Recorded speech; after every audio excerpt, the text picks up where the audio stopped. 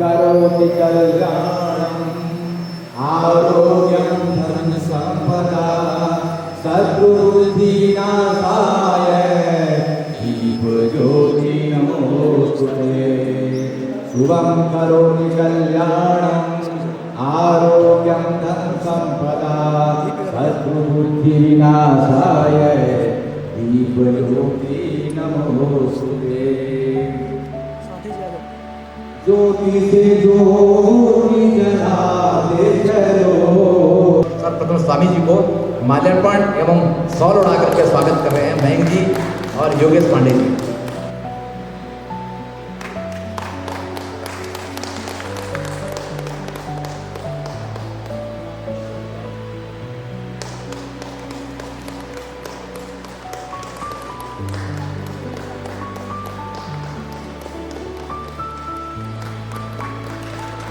रुद्राक्ष की स्वामी जी माला पहना करके स्वागत कर रहे हैं। अब इस कार्यक्रम का शुभारंभ कर रहे हैं और 4 पंक्तियों से मैं आप सभी को शुभकामना देते हुए कि ये कार्यक्रम आपका सुचारू रूप से, सुव्यवस्थित रूप से, सुसंस्कृत रूप से, बहुत अच्छे ढंग से, सुंदरता के साथ ये पूर्ण हो, उसके लिए हमारे वेद की जो पंक्तियां हैं 4 वो मैं आपके सामने रख रहा हूँ। ओम विश्वानि देवा सवितर दुर्गानि परासुआ यद भद्रम तन्न आसुआ सर्वे भवन्तु सुखिनः सर्वे सन्तु निरामया सर्वे भद्राणि पश्यन्तु मा कश्चित् दुर्भाग् भवेत्। इन्हीं मंगल कामनाओं के साथ, इन्हीं शुभकामनाओं के साथ आपको मैं अपनी ओर से हार्दिक शुभेच्छाएं, अभिवंदनाएं देता हूं। उन्हें अंत में अपनी 4 पंक्तियों को रखते हुए फिर मैं डॉक्टर साहब को बड़ी विनम्रता के साथ आमंत्रित करूंगा।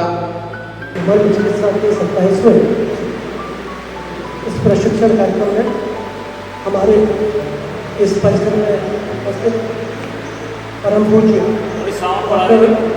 बी.डी. जोशी जी, जो हमारे इस मृत्युंजय मिशन के इस कार्यक्रम में इसके प्रारंभ काल से हम लोगों के अभिभावक के रूप में जुड़े हैं और जिनकी पूरे राष्ट्रीय और अंतर्राष्ट्रीय स्तर पर एक पर्यावरण वैज्ञानिक के रूप में मान्यता है और बहुत सारे सामाजिक संगठन है जिनकी आपकी भागीदारी रहती है और हमको विशेष रूप से मृत्युंजय मिशन के रूप में और व्यक्तिगत रूप में भी जिनका आशीर्वाद हम लोगों को निरंतर मिलता रहता है, उनका मैं इस मंच पर अपने सभी लोगों की ओर से हार्दिक स्वागत, हार्दिक आभार व्यक्त करता हूँ, धन्यवाद करता हूँ।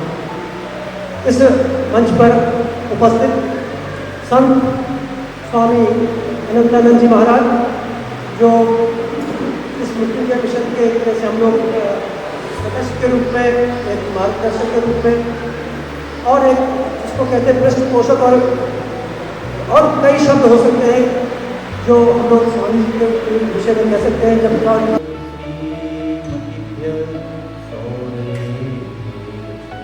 नमो ब्रह्म सुखाभ्यस्य पवित्राभ्यो नमो नमः कृष्णाय वासुदेवाय हरे परमात्मने प्रणतः क्लेशनाशाय गोविन्दाय। गुरुर्ब्रह्मा गुरुर्विष्णु गुरुर्देवो महेश्वरा गुरुर्साक्षात् परब्रह्म तस्मै श्री गुरुवे राम रामेति रामेति रमे रामे मनोरमे सहस्रनाम तत्तुल्यं श्रीराम नाम वरानने।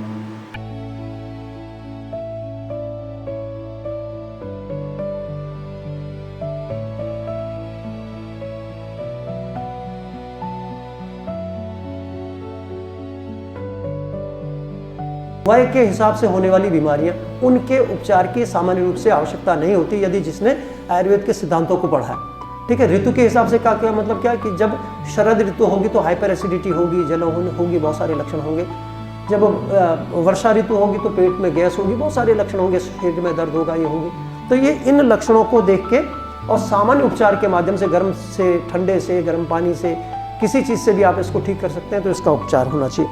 तो ये वेलनेस और इलनेस की बात हम लोग करते हैं। जब भी हम लोग कहते हैं कि शरीर, इंद्रिय, सत्व और आत्मा, it's a combination for the age. हमारी जो लाइफ स्पेन है वो 4 चीज़ों से बनती है। शरीर, हमारी इंद्रियां, हमारी जो माइंड है, साइकी है, और आत्मा, स्पिरिचुअलिटी। एक व्यक्ति फिजिकली पर्सन इज फिट, फिर सत्व कहते हैं और आत्मा, ये 4 का कॉम्बिनेशन है। इट इज 4 फोल्ड, 4 तरह से। पीछे हमारे क्रिकाटिका मर्म, तो ये सारे मर्मों को यदि हम सीधे दबा देंगे तो क्या होगा? See the causes of the headache, सिर दर्द के कारण। स्ट्रेस हो सकता है, ब्लड प्रेशर हो सकता है, स्ट्रेस हो गया, ब्लड प्रेशर, गैस हो सकती है, और फीवर के कारण हो सकता है, नींद ना आने की वजह से हो सकता है, जुकाम की वजह से हो सकता है, बिल्कुल ठीक है, ठीक है, साइनसाइटिस की वजह से होता है, गर्दन की वजह से हो सकता है, ठीक है, सर्वाइकल स्पॉन्डिलोसिस, पीछे इनकी वजह से हो सकता है। इसमें सारे के सारे मर्म जो होते हैं हमारे, वो प्रभावित हो जाते हैं। ठीक समझ रहे? तो जितने भी कारण हैं, तो इसका मतलब क्या? सिर दर्द के सभी कारणों का एकमात्र इलाज क्या है? ये जो मर्म है, इनको दबाना।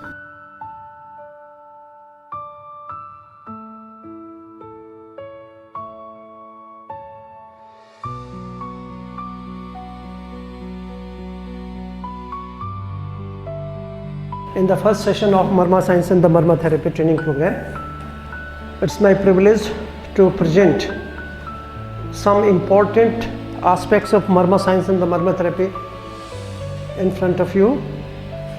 As we know that Marma Science and Marma Therapy is the oldest way of the healing in the world. दुनिया की सबसे प्राचीनतम चिकित्सा पद्धति यदि कोई है तो उसको हम क्या कहते हैं? मर्म चिकित्सा कहते हैं।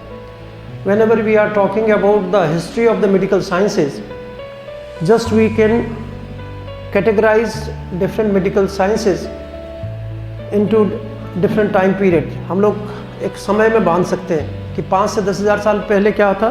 The Ayurveda having the history of 5 to 10,000 years of time. इसी ढंग से हम लोग कहते हैं कि जो Chinese medical system is also 5 to 10,000 years old.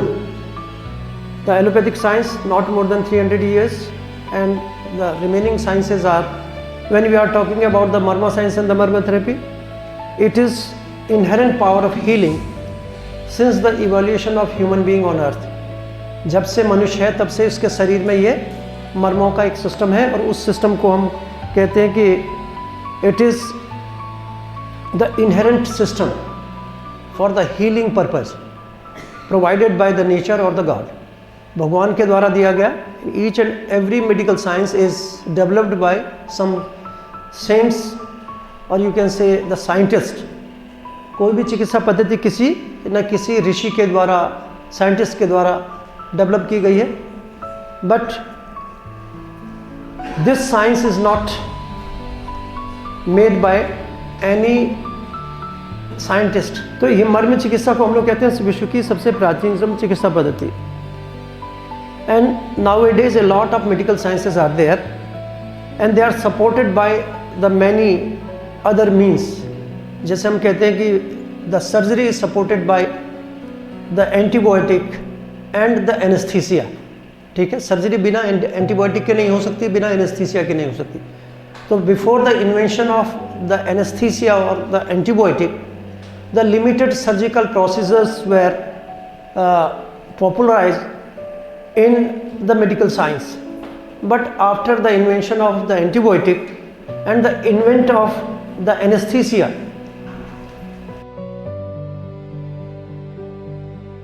जब भी आप मर्म चिकित्सा किसी के लिए करें तो रुद्राक्ष का धारण जरूर करें। ठीक है, रुद्राक्ष क्यों? आयुर्वेद में जितने लोग हैं वो जानते हैं कि हम कभी भी जो दवाई देते हैं तो दवाई कैसे काम करती है? रस से, फिर किससे करती है? गुण से, फिर किससे करती है? वीर्य से, फिर विपाक से, फिर प्रभाव से। तो ऐसे ही ये रस के कारण कई चीज़ें प्रभावित करती हैं, तो उसको कहते हैं रस के द्वारा काम कर रही हैं। फिर गुण के मतलब क्या है कि जो एंटी हाइपरटेंसिव है, मतलब रक्त भार को कम करने वाली दवाइयों का कुछ गुण है, वो रक्त भार को कम करेंगी। दिल को ताकत देंगे means they are good for the heart. These are known as the cardiotonic medicine. तो रुद्राक्ष क्या है? वो रुद्राक्ष प्रभाव से काम करने वाली औषधि, उसको औषधि के रूप में अब खिलाने लगे हैं लोग, लेकिन सामान्य रूप से रुद्राक्ष प्रभाव से करती है। ऐसे ही जैसे लांगली है, कुछ जैसे अपामार्ग की जड़ है, कमर में बांधते हैं, कई चीज़ें सिर में लगाते हैं, तो उससे सिर दर्द कम होता है। सिर्फ रखने से, जड़ी बूटी को रखने से वो प्रभाव करती है। और एक छोटा सा उदाहरण है कि जैसे आपने देखा होगा कि कहीं हरण का पेड़ होता है ना, तो लोगों का कहना है कि भाई यदि हरण के पेड़ के नीचे कोई आदमी बैठता है तो उसका पेट साफ हो जाता है। उसका प्रभाव भी है, हरण का सिस्टमिक भी है तो, लेकिन उसका प्रभाव भी पेड़ के नीचे रहने का प्रभाव भी है। तो ऐसे बहुत सारी चीज़ों का प्रभाव होता है। अभ्यास को हम लोगों ने जैसे सूर्य नमस्कार करते हैं, ऐसे इसका एक क्रम। तो आप गर्भावस्था में लेटे, उसके बाद फिर ये चिन अप करें, कंधा को पीछे, फिर इसको कीजिए, फिर हाथों को पूरा खींच के कमर को पूरा करके सीधा कर लें। तो इससे क्या होता है कि आपके शरीर की जो भी स्थिति होती है और शरीर की जितनी जो एनर्जी को बढ़ाने का काम है, वो आपका सारा सिस्टम ये करता है। तीसरा आसन हम लोग कहते हैं, जब बच्चा पैदा होता है, लेटा रहता है, हाथ पैर से चल नहीं सकता, तो हाथ पैरों को चलाता है, हस्तपाद संचालन, सिंपल एक करते हैं ना, उसको हाथ पैर को हिलाते हैं, बच्चा जो सामान्य होता है। फिर उसके बाद बच्चा उल्टा लेट के चलने की कोशिश करता है, जिसको हम कहते हैं क्राउलिंग करते हैं। तो क्राउलिंग इज अनदर आसन for the human being. Crawl करके देखिए आप, इसमें कभी आपने क्राउल करके देखिए। जब आप इन आसनों को करके देखते हैं तो लगता है कि 2-3-4 मिनट में ही आपको बहुत सारे इसके फायदे होते हैं। फिर एक मलासन जिसको कहते हैं। अब ये मलासन की सामान्य विधि क्या होती है कि आपको just you have to put the wrist. छोटे बच्चे को देखा आपने कभी? छोटे बच्चों को वो क्या करते हैं कि यहाँ पर जो हमारी रिस्ट है वो क्या करती है, इंद्रवस्ती मर्म को दबाती है, क्योंकि उनका जो सेंटर होता है वो ट्रांसफर नहीं होता अभी स्पाइनल कॉर्ड से, ब्रेन में नहीं शिफ्ट होता, जो इवैक्यूएशन सेंटर है। तो इसलिए उसको स्टिमुलेट करने के लिए वो, तो whenever there is some problem related with the expulsion of the urine and the faeces, तो उसमें आप इंद्रवस्ती मर्म को यूज कर सकते हैं। तो ये क्या है, इन नॉर्मल पोस्चर से you can feel pressure over this Indravasti marma. ठीक है, पीठ में जो काफ है, काफ मसल्स पे प्रेशर पड़ता है। 3-4 मिनट से ज़्यादा आप बैठ ही नहीं सकते। अब दूसरा जो आसन है उसको हमने सिद्धासन। मैंने आपको सिद्धासन में क्या बताया कि हम सिद्धासन के लिए क्या करते हैं, बाईं एड़ी को ये ले देखिए ना, फिर उसके बाद आराम से बिल्कुल हो जाता है। फिर इसके बाद ये जो इंद्री है हम इसको बीच में रखते हैं और ये हमारा सिद्धासन, सिवनी पे हम लोग रख के दबाते हैं, तो इससे गुदामर्म वस्तिमर्म। ठीक है, ये हमारी इंद्री के ऊपर, ये इसको कहते हैं फिबुला, इसको कहते हैं टिबिया। अंगूठे की तरफ है जो टिबिया है, ये इसको फिबुला कहते हैं। अब ये जो फिबुला का जो प्रोटूबरेंस है, ये गांठ जो है, इसको क्या करना है, दूसरे पैर की जो गांठ है, जो टिबुला की गांठ है, इसको कहते हैं पोस्ट टिबियल फोसा। तो पोस्ट टिबियल फोसा पे इस हड्डी को यहाँ पे फंसा लेना। अब इसमें आप बैठिए, देखिए इसका परिणाम देखिए कितना बढ़िया। कमर से लेके सारी चीज़ें, जहाँ भी आपका लंबोसेक्रल प्लेक्सस से इनर्वेटेड जितने भी ऑर्गन्स हैं, उनकी हेल्थ को ये ठीक रखता है। When we are sitting in the vajrasana, तो वज्रासन में जब हम बैठते हैं तो कैसे बैठते हैं? सब लोग बैठ सकते हैं वज्रासन में, सबसे ईजी है, एक बार बैठ के देख लीजिए। सिद्धासन में, उस वाले सिद्धासन में भी दिक्कत होती है। सामान्य रूप से वज्रासन में हम अधिकतर बैठते भी हैं, बैठ सकते हैं, लेकिन इससे कोई परिणाम मिलने वाले नहीं।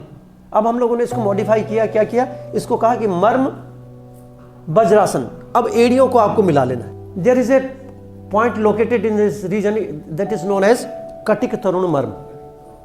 ठीक है, and with the pressure of our heels on Katik Tarun Marm, we are keeping the care of our spinal health.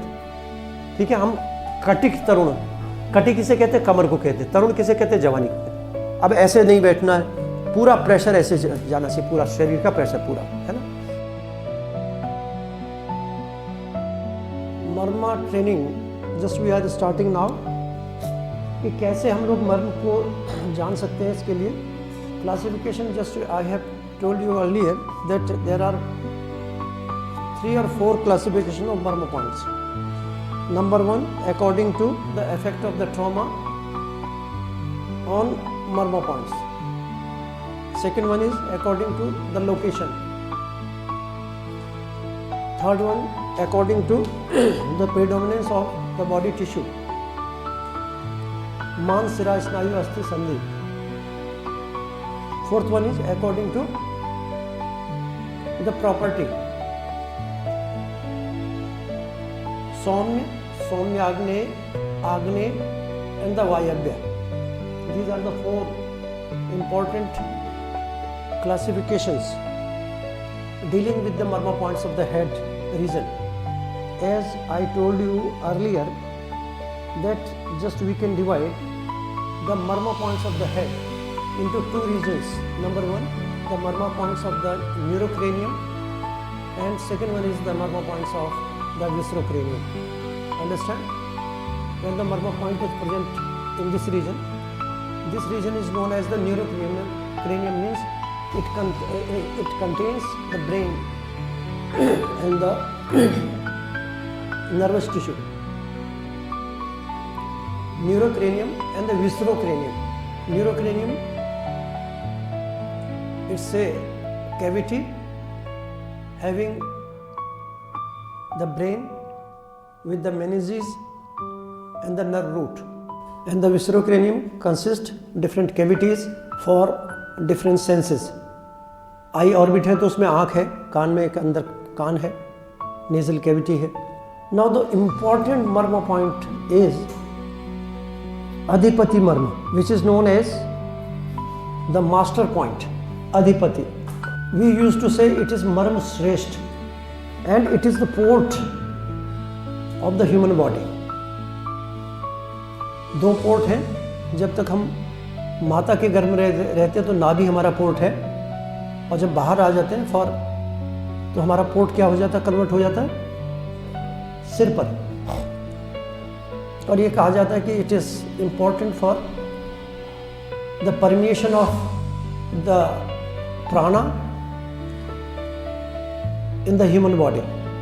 इसी रास्ते से गर्भ में प्राण का आधान होता है. Exit and the entrance point for the प्राणा. एंड इट ऑल्सो, महर्षि सुश्रुत ने लिखा है कि जहाँ पे रोमावर्त है, मीन्स जहाँ पे बाल घूमते हैं वहीं पे है. ठीक है, तो हम लोग सारी की सारी चीज़ें किसको फॉलो करते हैं? Just we are following the teachings of Maharshi Sushruta या Maharshi Charaka, Maharshi Bhagwat, whatever written in the text, just we are accepting only those parameters. उससे बाहर नहीं. 5 सीमंत मर्मास, they are very important marma points and are related with the psychological disorders. In first slide you can see upper part of the brain, upper part of the skull, you can say that is neurocranium. आँखों के पीछे का जितना हिस्सा दिख रहा है, आँखों की कैविटी दिख रही है, उससे पीछे का पूरा हिस्सा ये न्यूरोक्रेनियम का है. This is known as the neurocranium. इसमें क्या होता है, इसी में ब्रेन का हिस्सा, ब्रेन इसी के अंदर होता है ना, टोटल ब्रेन. तो इसको हम कहते हैं हिंड ब्रेन हो गया, मिड ब्रेन हो गया, और ये हमारा जो frontal part of the brain है, frontal, middle part and the hind part, poster part. ठीक है, ये तीनों हिस्से जो हैं ब्रेन के इस खोपड़ी के अंदर होते हैं. And this portion is known as the viscerocranium. इसमें क्या होता है, इसमें इधर तो आँखों के लिए कैविटी होती है, इधर नाक हो गया, इधर ये हमारी कैविटी किसके लिए हो गई, ये कैविटी कान के लिए हो गई. ठीक है, तो आँख, नाक, कान की कैविटी हो गई and it is the mouth cavity. तो having the 4 cavities and a lot of marma points located in this region. The number 1 point which is located over here, that is known as सीमंत मर्म. यहाँ पे क्या होता है, सीमंत मर्म. ये किसका हिस्सा हो गया, ये न्यूरोक्रेनियम का हिस्सा हो गया. इट इज नॉट, है ना. इसके नीचे जब देखेंगे तो it is deep seated over here and there are 4 marma points named as Shringataka marma and it is also a part of the neurocranium. Vidhura marma. सामने इसके नीचे आ जाएंगे, यहाँ पे फणा मर्म. इसके पास अपांग, आवर्त, उत्क्षेप, शंख इस साइड में आएंगे. Some part are related with, all are related with the head region, and these 5 Simantas are the junction of different bones. There are 2 parietal bones. ये क्या है? दोनों parietal bones हैं। अब ये जो सामने क्या है? frontal bone है। Behind the this protuberance, जितना साइज है उतना ही साइज का आपका ये।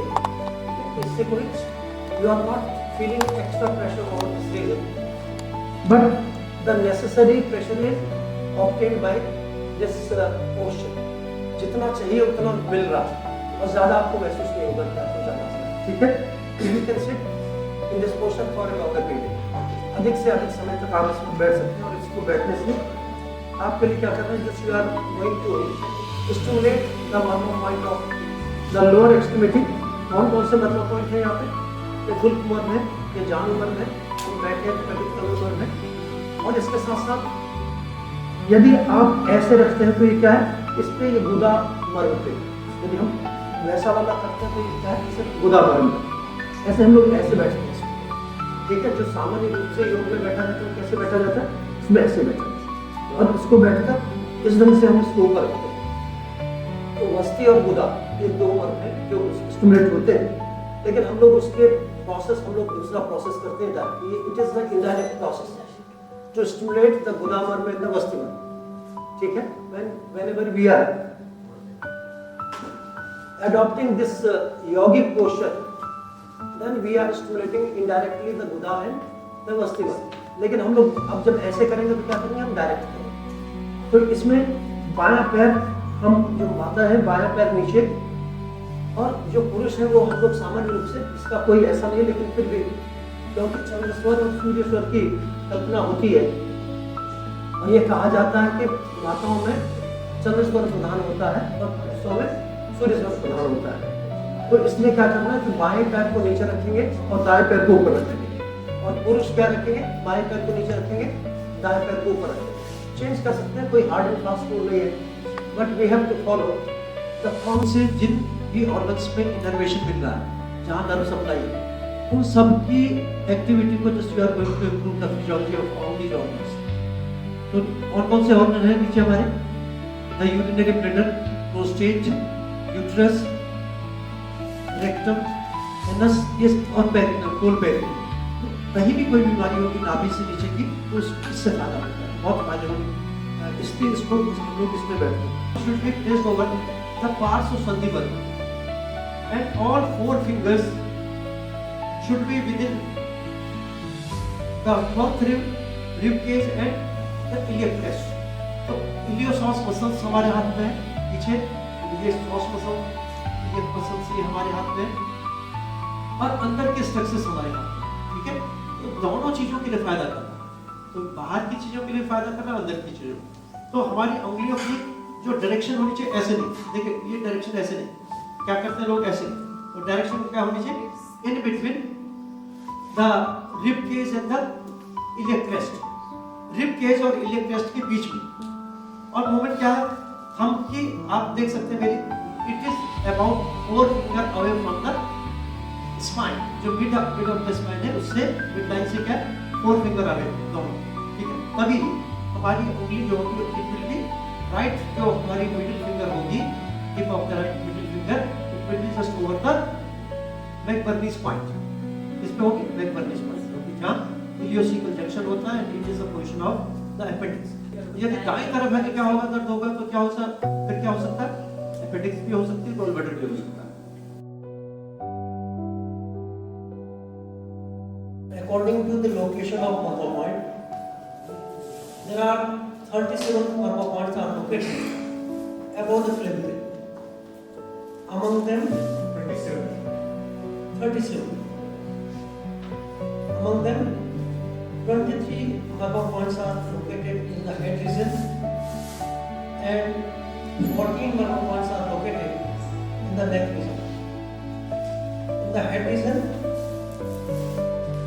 the neurocranium and the viscerocranium, just I have told you earlier that we can divide the murmur points of the head into groups.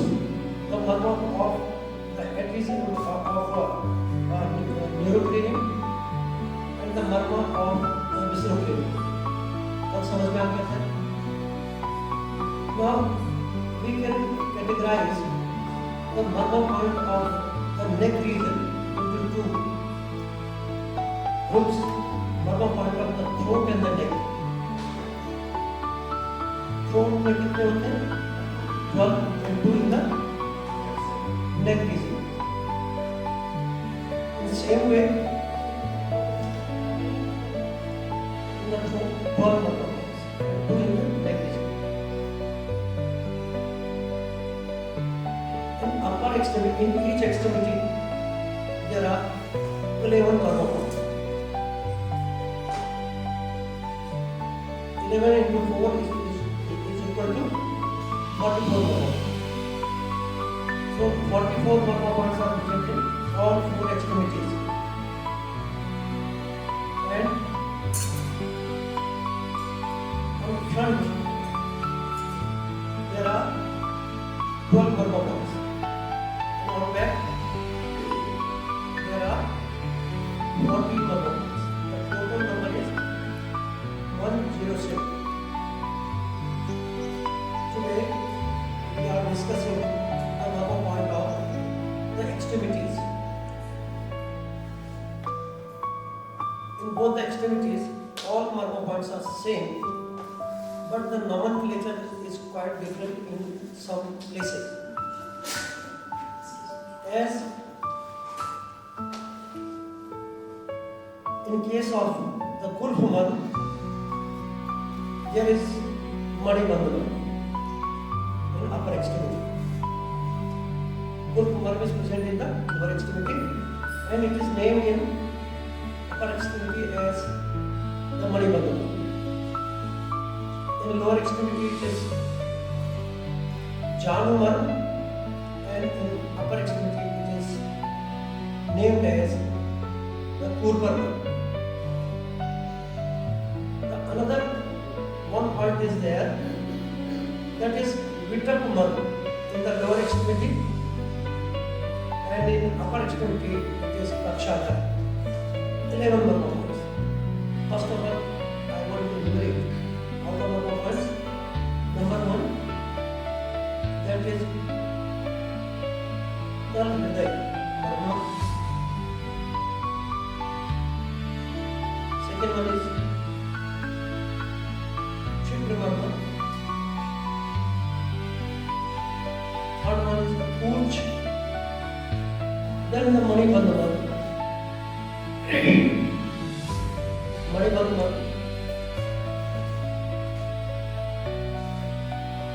Indravasti Bandh.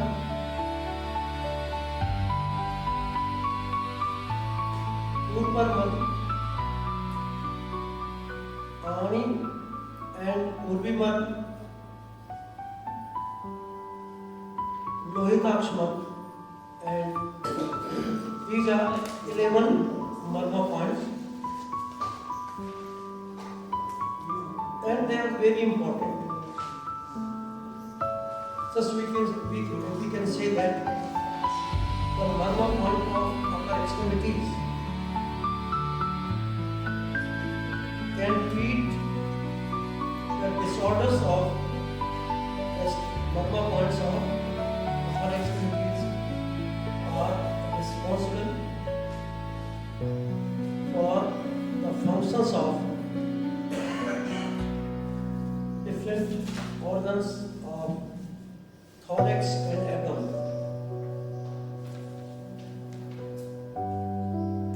First of all, just we are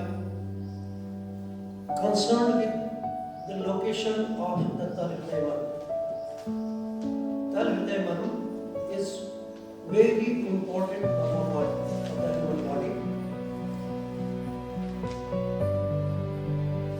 As per the coronation of Mahasi Kashyap, the human body having the 5 hearts of the Hridayas.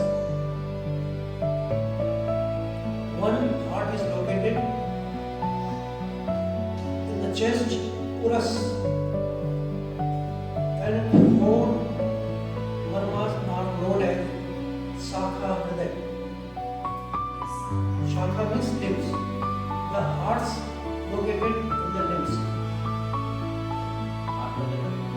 limbs.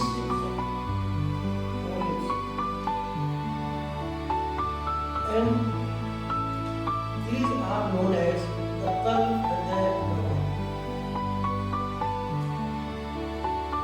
Two Tal Hriday Marma are known as the Pad Tal Hriday Marma, located in the lower extremity or present on sole.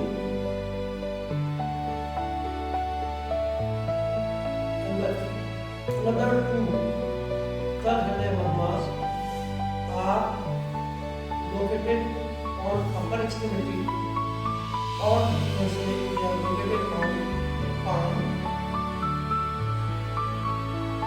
are known as Hasta Tal Hriday Marma. Mid of the middle finger, from mid of the middle finger. From this crease to this crease, it is 8 finger, 6 finger.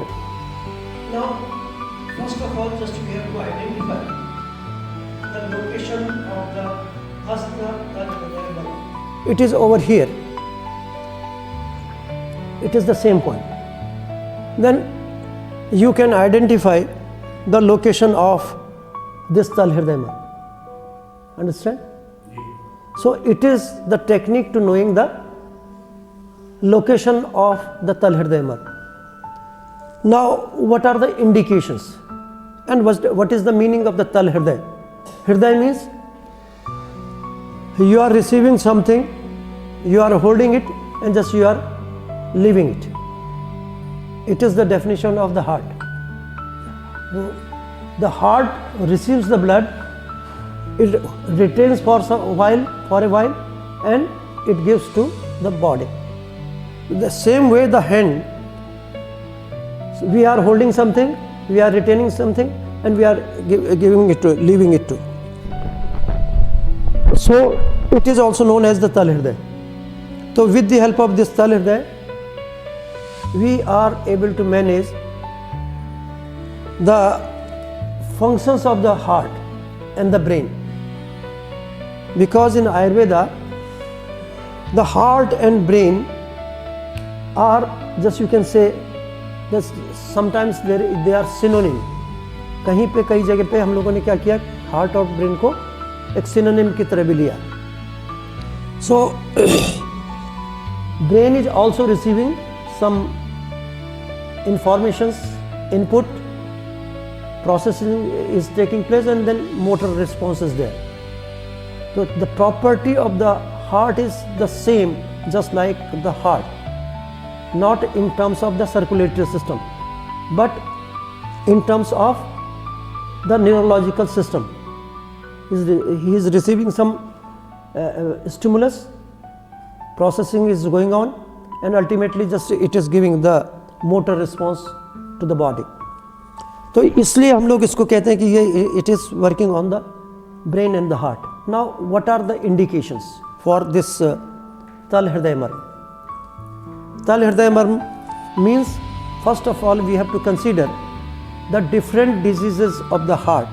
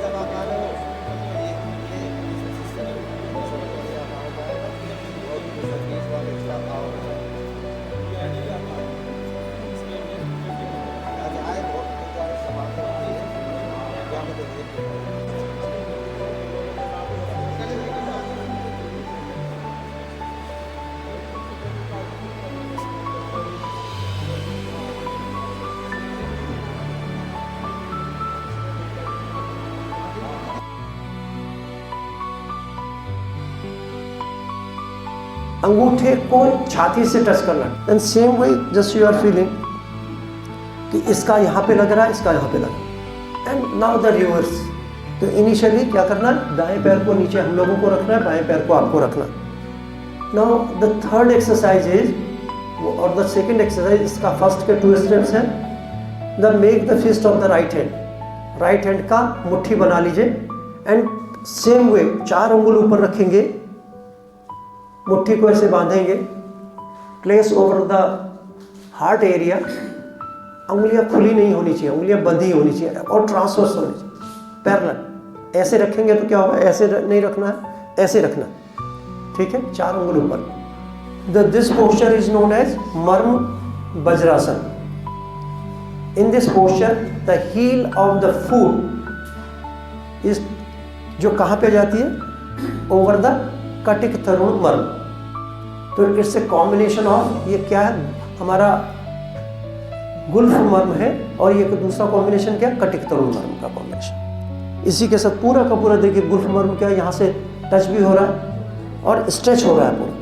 Place your hand over the costovertebral angle. Costovertebral angle पे रखिए and place obliquely. इस क्या करना है, oblique रखना है। Oblique का मतलब क्या होता है कि ऐसे नहीं पकड़ना, ऐसे नहीं पकड़ना। हमारा हाथ कैसे आना चाहिए, रिब्स के नीचे, ये रिब्स के नीचे। गहरी सांस लेंगे और सांस छोड़ते समय इसको दबाएंगे। गहरी सांस लीजिए, सांस छोड़ते समय इसको दबाएं। 1 2, गहरी सांस लीजिए, इसको दबाइए।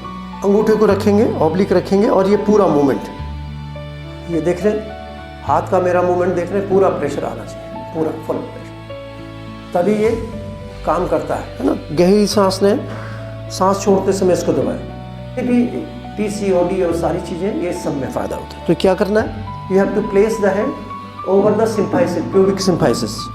गहरी सांस ले, सांस भरते हुए जाएंगे जहाँ तक जा सकते हैं। And then you can feel the pressure. Pressure महसूस हो रहा है एड़ी का पूरा, और वहीं पे होता है जहाँ पर ये वस्ती मर्म होता है। ऊपर की हील बिल्कुल एकदम सेंट्रल में हो। नीचे की हील देखिए, हील नीचे की थोड़ी सी इधर होगी, ऊपर की जो होगी it will be in the mid point. गहरी सांस लीजिए और सामने झुके, पीछे से उठना नहीं चाहिए, है ना। गहरी सांस लेंगे और सामने झुकेंगे। Now the stimulation of the marma point of the neck, neck region के अब मर्म को करना। गहरी सांस लेंगे और सांस छोड़ते समय हमें जीभ को प्रोट्रूड करना है। गहरी सांस लेंगे, पेट का मूवमेंट देख रहे हैं मेरा, ऊपर तक, गर्दन तक, ठीक है। दूसरी एक्सरसाइज में we have to take the deep breath when we are exhaling, just we have to blow the mouth cavity, we have to blow the mouth cavity. तो गहरी सांस लेनी है, गहरी सांस लेके निकलनी नहीं चाहिए हवा मुंह से।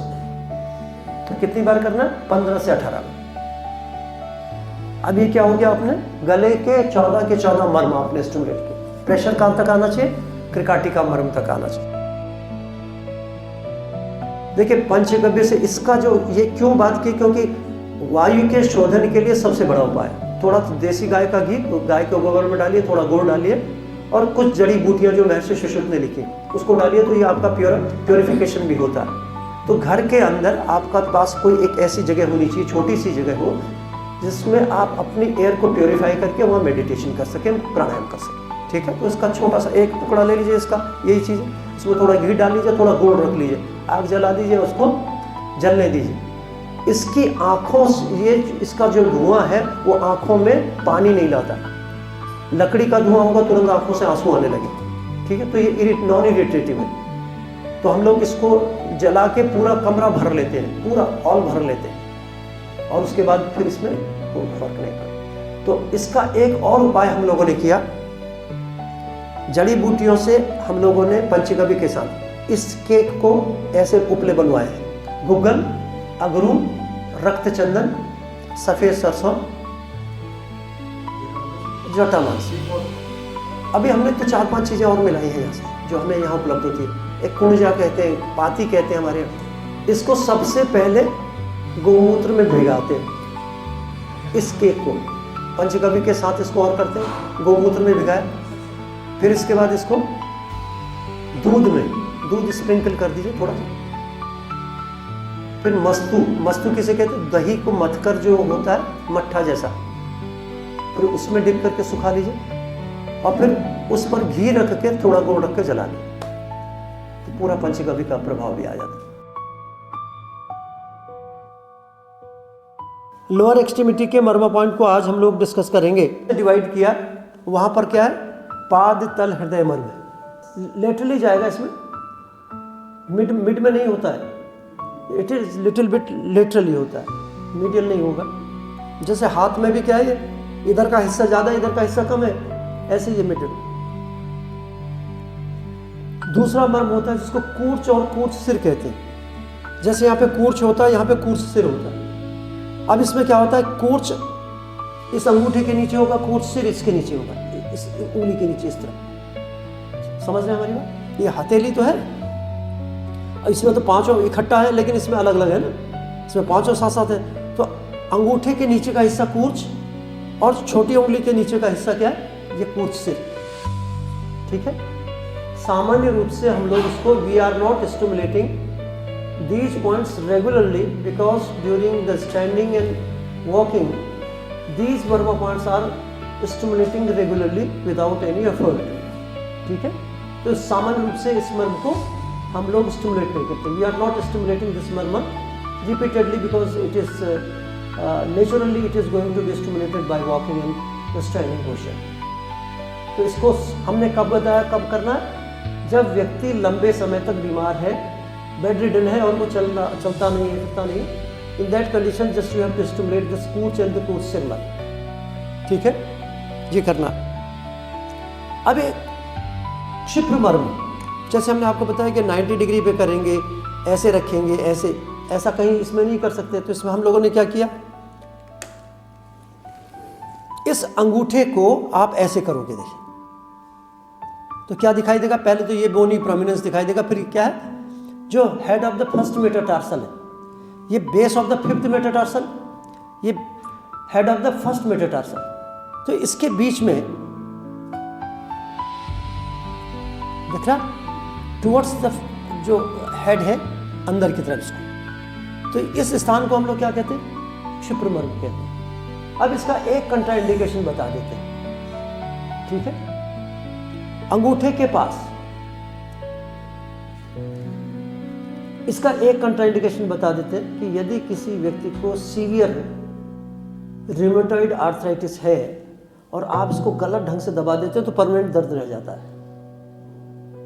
गलत बहुत तेज दबा देंगे तो बहुत दिक्कत हो जाती है ना। इसलिए क्या है, इनिशियली उसमें दबाना नहीं होता, और मर्म को कीजिए, उसको मत दबाइए। इसमें नहीं करना है। In case of the pregnancy you have not to stimulate the मर्मो पॉइंट। ड्यूरिंग द मेंस्ट्रुएशन नहीं करना। बाकी each and every condition you can give the marma stimulation. ठीक है। दो चीज़ों में हम लोग मना करते हैं, इन द प्रेगनेंसी स्पेशली। यदि हमें प्रेगनेंसी में करने भी होते हैं तो क्या करते हैं, हल्के से कराएंगे या उनसे खुद कहेंगे कि इसको आप अपने से प्रेशर दो, किसी ढंग का कोई नुकसान नहीं होना चाहिए। और ख़ास करके पैर का गुल्फ मर्म कभी नहीं करना, इंद्रवस्ती मर्म कभी नहीं करना। ठीक है। Which is related with the lower organs, उसको कभी नहीं करना। तीसरी चीज क्या है, इन आफ्टर टेकिंग मील, खाना खाने के तुरंत बाद मर्म को नहीं करना। क्यों नहीं करना? खाना खाने के बाद आप व्यायाम करते हैं? नहीं करते। खाना खाने के बाद आप घूमने जाते हैं? नहीं जाते। कोई यदि आपको कहे कि एक्सरसाइज करने के लिए खाना खाने के बाद नहीं जाते, क्यों? क्योंकि जब हम एक्सरसाइज करते हैं तो जो ब्लड सर्कुलेशन है वो डाइवर्ट होता है टुवर्ड्स द मसल्स, और जीआईटी जहाँ ज़रूरत होती है वहाँ पर खून की सप्लाई नहीं होती, तो इस इंडाइजेशन और बहुत सारी प्रॉब्लम्स हो सकती हैं। दूसरी चीज़, जब भी हम कूरपर मर्म विशेष रूप से खाना खाने के बाद करते हैं तो ये स्टिमुलेट क्या होता है, फ्रेनिक नर्व और वागस नर्व पे स्टिमुलेशन होने की वजह से कभी कभी सेंट्रल वॉमिटिंग होती है, बहुत तेज़ी से उल्टी वही टेबल पे कर देता है। हम लोग गलती से खाना खाया और हमें पता नहीं, मर्म दबा दिया तो वहीं पे उसको वो एक तरह से वोमिट होगा, तो ये नहीं करना है। खाना खाने के तुरंत बाद नहीं करना। खाना खाने के से पहले कर सकते हैं या खाना खाने के 1.5 घंटे के बाद कर सकते हैं, जब सेकंड पार्ट ऑफ द ड्यूरडम में पास आउट हो जाए खाना, ठीक है। तो ये मैंने just I have enumerated the conditions in which the marma therapy is contraindicated. तो contraindication of the marma points मैंने बताया, 3-4 चीज़ें आपको हो गई। इसमें मर्म चिकित्सा नहीं करनी चाहिए तुरंत। First of all just we will discuss, आज हम कुछ बीमारियों के विषय में बताएंगे, छोटी छोटी चीज़ें, बहुत इंपॉर्टेंट पॉइंट है ना। How to deal with the common diseases in with the household measures and the marma, gout and the hyperacidity. अब कहीं पे कोई सूजन होती है, swelling, and specially the cellulitis, thrombophlebitis. तो सेल्यूलाइटिस का मतलब होता है कहीं पे चोट लगने के बाद वो लाल हो जाए, उसमें लगाएंगे ठीक हो जाए। कभी कभी क्या होता है कि व्हेन सेल्यूलाइटिस टेक्स प्लेस और आप उसको ठीक से ट्रीट नहीं कर सकते, तो it converts into an abscess. तो सेल्यूलाइटिस की स्टेज में लगा देंगे तो ठीक हो। चंदन का के बाद जीरा, जीरा इट इज़ बेस्ट कार्मिनेटिव है और इंटेस्टाइनल मोटिलिटी को बढ़ाता है, डाइजेशन का काम करता है। और गैलेक्टोगॉग, जिन माताओं को दूध नहीं होता उसको जीरा देते हैं ना, शतावरी और जीरा का योग। इसके बाद हमारे पास आती है हल्दी, antibacterial, anti inflammatory, anti cancerous, इम्यूनोमॉड्यूलेटर। It is good for the skin, खाल के लिए बहुत अच्छी है। मतलब आप ये कहते हैं जिन लोगों का फेस में आप देखते हैं स्टेनिंग हो गई, उसको लगाने के लिए भी दीजिए, खिलाने के लिए भी हल्दी दीजिए। देखिए दूध महीना 1.5 महीना खिलाएंगे तो उसका सारा जितना पिगमेंटेशन है खत्म हो जाता है, सिंपल इसी से, हल्दी से। दूसरी चीज़ क्या है, इट इज़ एंटी इन्फ्लेमेटरी। तो क्या करना है, दूध के साथ उसको लेना। यदि चोट लग गई तो चोट को ठीक करने के लिए हम क्या करते हैं, हल्दी दूध लेते हैं। और यदि किसी को एलर्जी है तो हल्दी को भून कर लेते हैं और उसमें थोड़ा मिश्री मिलाकर, जितनी भी रेस्पिरेटरी एलर्जीज हैं उसमें हरिद्राखंड के नाम से, या स्किन डिसऑर्डर्स में हरिद्राखंड के नाम से, सिंपली उसको भून लीजिए। भून के आधा चम्मच खाना शुरू कीजिए। वैसे भूनना, घी, देसी घी में भी भून सकते हैं, नहीं सिंपल। अब इसके बाद आ जाइए अजवाइन पे। अजवाइन को क्या कहते हैं अंग्रेजी में, थाइमी कहते हैं ना। Ajwain is very important for the digestion and you have to make one preparation with the ajwain. अजवाइन को हल्का सा कच्चा पक्का भून लीजिए। देखिए सौंफ को, अजवाइन को पूरा भूनना नहीं चाहिए। ज़्यादा टेम्परेचर पे करेंगे तो जो वोलेटाइल फ्रेगमेंट है वो खत्म हो जाएगा। तो हल्का कच्चा भूनेंगे and dip with the lemon juice. उसमें थोड़ा हींग डालिए, थोड़ा काला नमक डालिए, अदरक कस के डालिए। ये कॉम्बिनेशन बन गया। खाना खाने से पहले और खाना खाने के बाद, खाने से पहले या खाने के बाद इसको ड्राई करके भी रख सकते हैं। थोड़ा सा 1 से 2 ग्राम, ये टोटल अमाउंट। काला नमक टेस्ट के हिसाब से, हींग टेस्ट के हिसाब से। The digestion, it is very good for the digestion. In case of the खाने से पहले करेंगे तो भूख बढ़ेगी। जिसको भूख नहीं लगती वो क्या करे, खाने से पहले थोड़ी देर पहले इसको चूसे, और ज़्यादा खा लिया तो खाने के बाद खाए कि जो हजम हो जाए। हिंग वातानुलोमन, पेट फूल रहा है, गैस ऊपर से आ रही है। उसके बाद हींग, एब्डोमिनल डिस्टेंशन, पेट में कहीं गैस हो रही है, इट इज कमिंग, इरेक्टेशन हो रहा है, ऊपर आ रही है। जो लोग हींग लगातार खाते हैं उनके पेट में सामान्य रूप से कीड़े नहीं होते। लोकल एप्लीकेशन ऑफ द हींग कहाँ करते हैं, ओवर द अम्लाइकल, अम्लाइकस पे लगाते हैं। कहाँ पे लगाते हैं, जो अम्लाइकस होती है अंदर, इस पे ऐसे लगाते हैं। लोकल एप्लीकेशन क्या करना, पेट दर्द के लिए बच्चे को ही तो लगाना पेट में दर्द कर। तो पूरा अम्लाइकस के चारों तरफ 4 उंगली की दूरी पे, ये नहीं कि उसी पे। इसके बाद लौंग का इस्तेमाल कीजिए for the cough and cold. It is an important part of, Avipattikar churna में भी लौंग होती है, ठीक है। तो क्या करती है, एसिडिटी को भी कम करती है। नहीं गर्म होती है लेकिन उसको काम करती है। इसमें निशोथ मिलाते हैं, इसमें और चीज़ मिला के दे सकते हैं, नहीं तो ये चूसने के लिए। क्या है, लहसुन, संस्कृत में कहते हैं रसोन। रसोन मीन्स एक रस नहीं है उसमें, 6 के 6 रस हैं।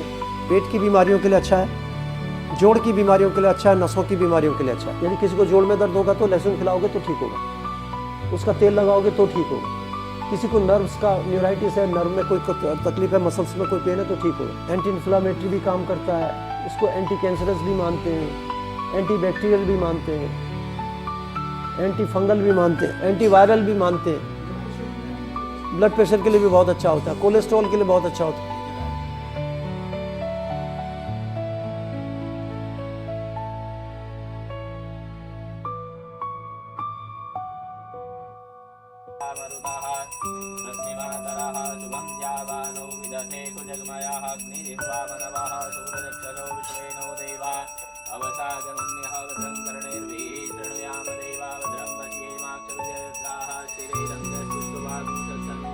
नमस्ते रुद्रमन्य उदोदयवे नमः बाहुभ्यां उदते नमः जाते रुद्रशिवातनुर्घोरा पापकाशनीदयानस्तन्वा सन्तमया गिरिशन्ता विचागिरीः जामिकं गिरिशन्तस्ते विवर्गस्य शिवाङ्कृततां कुरुमाहि उङ्क्तेः पुरोगन्निगता शिवेन वसुतात्वा गिरिशाखापदामसि यथा नः सर्वविद्यागणक्ष्मगुं सुमनाशदाभ्यवोचकवत्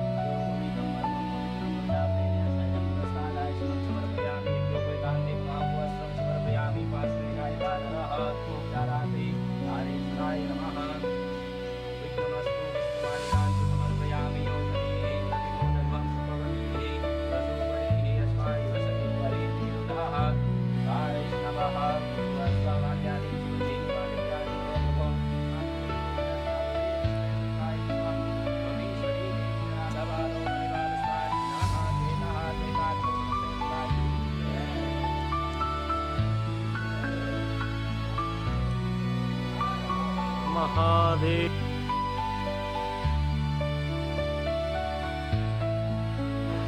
By profession, I am an educational counselor. लेकिन I wanted to learn, मैं मनवा सीखना चाहती थी क्योंकि मैं डायबिटीज से गुजर रही हूँ। तो मैंने देखा है कि मेरे फैमिली में बेसिकली मुझे इसीलिए सीखना चाहती थी कि अभी मैं एक हमारे फैमिली में जो डायबिटीज से गुजर रही हूँ और मैं 62 की हो गई हूँ, इसलिए मैं इसको बराबर से सीखना चाहती हूँ। मैं आयुर्वेद से बिलोंग करती हूँ, तो मर्मा तो जानती थी मैं, बट मर्म चिकित्सा नहीं जानती क्योंकि मतलब मैं फैकल्टी हूँ तो टीचिंग से ही रिलेटेड रही, दर्शक मेरा विषय रहा। तो मर्म चिकित्सा से मेरे फ्रेंड हैं वो जुड़े हुए थे, वो भी सरकार अकेडमी में गए और वेरी गुड फ्रेंड्स। तो उन्होंने जब किया, उन्होंने बताया मुझे, पता चला मुझे, तो मुझे भी जिज्ञासा थी, कई दिनों से मैं आने के लिए सोच रही थी। तो सर ने जैसे बताया कि प्रारब्ध से ही होता है, तो मुझे अनुभव हुआ कि जब प्रारब्ध होता है तभी आप कुछ चीज़ कर पाते हैं। तो आई थिंक यहाँ पे मुझे वो अनुभव हो रहा है कि आज कुछ विशिष्ट है जो मुझे मिला है।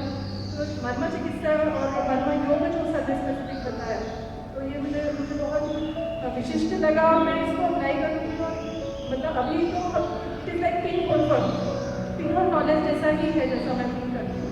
अभी हम और इसको सीखेंगे और इसको जन सेवा और जो भी हो सकता है इसको यूज़ करेंगे। और पर्टिकुलरली मुझे लगा कि हाँ, जैसे मेरे बेटी के मैंने पूछा था तो लग रहा है कि हाँ इसका प्रभाव बहुत ही विशिष्ट चीज़ दूसरे दर्शन है। जैसे मर्मा पढ़ते हैं सर, तो सिर्फ मर्म क्या है, मर्म क्या है, उस तरह से पढ़ते हैं। और ये जितना डीप है तो सर जैसे मैंने कहा कि ऋषि लेवल से हमें प्राप्त करता है और ईश्वर की कृपा से ही ये हमें प्राप्त होती है। तो मैं भी अपना देने का प्रयास करूँगी। आधा कि सारे जने ਅਸੀਂ ਇਕੱਠੇ ਹੋਏ, ਮੈਨੂੰ ਯਾਦ ਆ ਗਈ ਆਪਣੇ ਸਟੂਡੈਂਟਸ ਦਾ।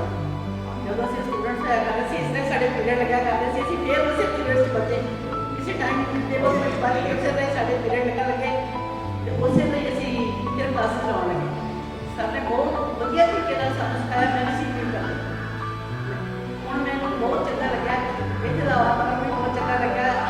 ਵੱਖ-ਵੱਖ ਜਗ੍ਹਾ ਤੋਂ ਆਏ ਸਾਥੀਆਂ ਦੇ ਨਾਲ ਮਿਲ ਕੇ ਵਿਚਾਰ ਸਾਂਝੇ ਹੋਏ, बहुत तरह की गल्लां जिहड़ियां ने बहुत सीखण नूं मिलियां।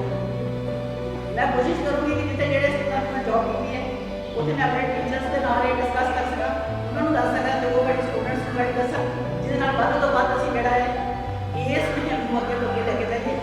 पंजाब में मैं सब ने पूछा चाहती हाँ कि ਜਿਹੜੇ बहुत सारे लोग ਜਿਹੜੇ ਨਸ਼ਿਆਂ ਨਾਲ ਗ੍ਰਸਤ ਨੇ ਉਹਨਾਂ ਵਾਸਤੇ ਅਸੀਂ ਕੀ ਕਰ ਸਕਦੇ ਹਾਂ। ਬਹੁਤ ਸਾਰੇ ਜਿਹੜੇ ਨੌਜਵਾਨ ਨੇ ਖਾਸ ਕਰਕੇ ਪੰਜਾਬ ਦਾ ਬਹੁਤ ਇਸ ਜਿਹੜੀ ਬਿਮਾਰੀ ਨਾਲ ਗ੍ਰਸਤ ਹੈ ਉਹਦੇ ਬਾਰੇ ਸਭ ਨੂੰ ਪੁੱਛੂਗੀ ਕਿ ਉਹਨਾਂ ਨੂੰ ਅਸੀਂ ਉਹ ਜਿਹੜੇ ਨੌਜਵਾਨ ਨੂੰ ਕਿਸ ਤਰ੍ਹਾਂ ਕਰ ਸਕਦੇ ਹਾਂ। ਕੋਸ਼ਿਸ਼ ਕਰੂੰਗੀ ਮੈਂ ਕਿ ਵੱਧ ਤੋਂ ਵੱਧ ਇਹ ਜਿਹੜਾ ਹੈ ਮਿਸ਼ਨ ਹੈ ਅੱਗੇ ਲੈ ਕੇ ਜਾਈਏ। प्रणाम और सभी मेरे फेलो स्टूडेंट्स, मेरे पार्टिसिपेंट्स को भी मेरा प्रणाम। मैं बहुत ही भाग्यशाली हूँ कि मैं डॉक्टर एस के जोशी का मोहम्मद वापस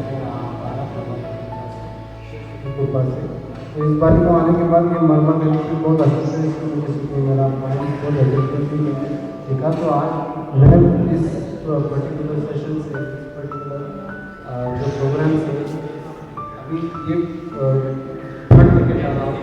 ये दिन में कम से कम 2 बार 3 बार तो मैं कुछ डेफिनेटली प्रयास करूँगा और इसके अलावा जहाँ भी मैं पार्टिसिपेट करके लोगों को हेल्प कर पाऊँ तो उसमें भी मैं कोशिश करूँ। Thank you.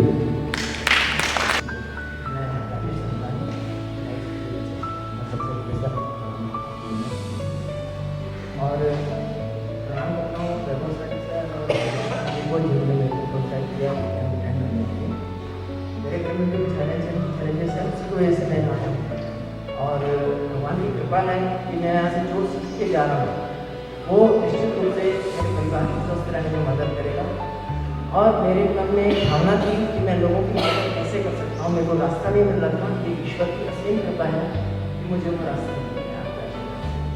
मैं निस्वार्थ भाव से लोगों की सेवा करूँगा और ये कैंप मैं किसी सर से कहा कि सर मैं आपका लाइफ टाइम वॉलंटियर बनना चाहता हूँ और इसके लिए मैं सदैव समर्पित रहूँगा और आगे भी काम हरीश काथरिया, सूरत, गुजरात। नेत्रोपैथी दिसंबर में मैंने मर्मा के बारे में देखा।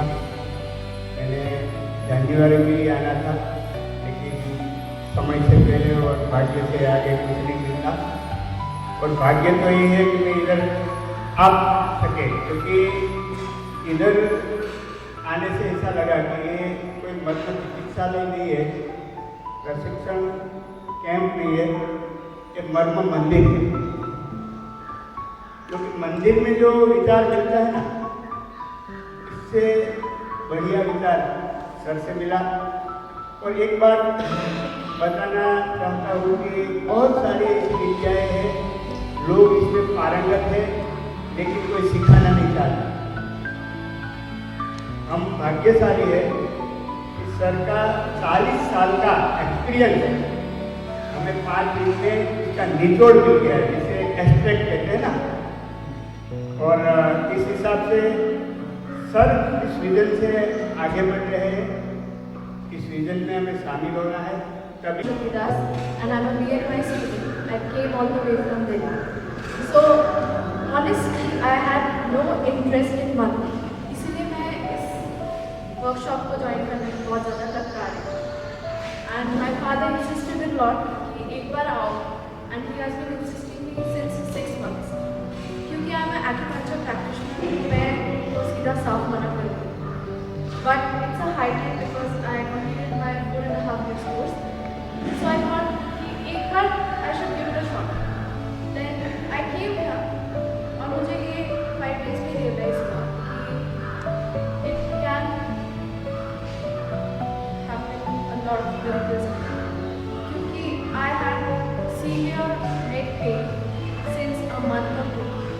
और Dinesh uncle which I got referred from, इन्होंने मुझे पहले I got to know him since Goa and I met him in a occasion उनके घर में and he did a lot of माता पंच के बारे में मुझे कुछ आइडिया नहीं था। उधर से मुझे थोड़ा सा एक हिंट मिला कि it can happen ऐसा। मेरा neck pain within a second कम हो गया था। मुझे माइग्रेन इतना सीवियर था I can not like explain it to you guys. तो तब मुझे लगा कि एक बार आना चाहिए and it feels amazing. Thank you sir for sharing your knowledge and thank you to all the staff members जिन्होंने हमारी बहुत देख रेख की and thank you to all the seniors who are sitting here for your support and cooperation. मेरा नाम अरुण मिश्रा, उड़ीसा से हूँ। गुरु जी को देखने के बाद मुझे समझ में नहीं आ रहा है कि हम क्या बोलें। 5 दिन से वो बोलते ही रहते हैं बिना थके, और उनके सामने कुछ बोलना भी गलत है।